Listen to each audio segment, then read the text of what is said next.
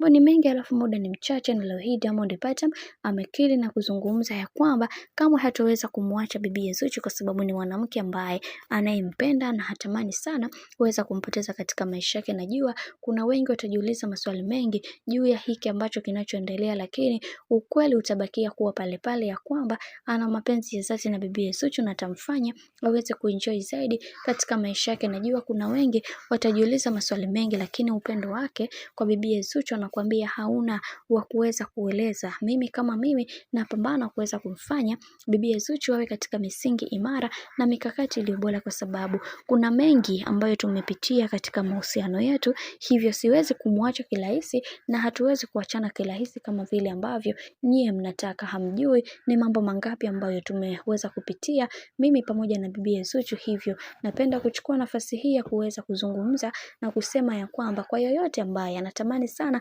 kuweza kuona sisi tukaachana mimi pamoja na bibi Zuchu, basi niseme tu imekula kwake, kwa sababu kuna mengi ambayo hayajui, na akisha yajua hata hiyo nguvu ya kutaka kututenganisha basi hatakuwa nayo. Mimi ninaamini Zuchu ni mwanamke bora na ni mwanamke ambaye anajielewa na kujitambua katika maisha, hivyo naendelea kumwombea kwa Mungu aweze kusimama imara katika kila jambo ambalo amekuwa akilitenda katika maisha yake. Najua kuna wengi watajiuliza maswali mengi juu ya hiki ambacho kinachoendelea, lakini ukweli utabakia kuwa pale pale ya kwamba mimi nampenda Zuchu na sintoweza kumwacha kwa namna yoyote ile, kwa sababu ni mwanamke ambaye anajielewa na anajitambua pia. Bwana, mambo ndo kama hivi ambavyo unavyozidi kuona Diamond Platnumz ameamua kuweza kuchechamaa zaidi juu ya hiki ambacho kinachoendelea kwa wakati huo. Bwana, mambo ni mengi alafu muda ni mchache. Mimi naomba nikusihi kitu kimoja, kama ndo mara kwa kwanza basi usisahau kusubscribe, kulike, kushare pamoja na kucomment.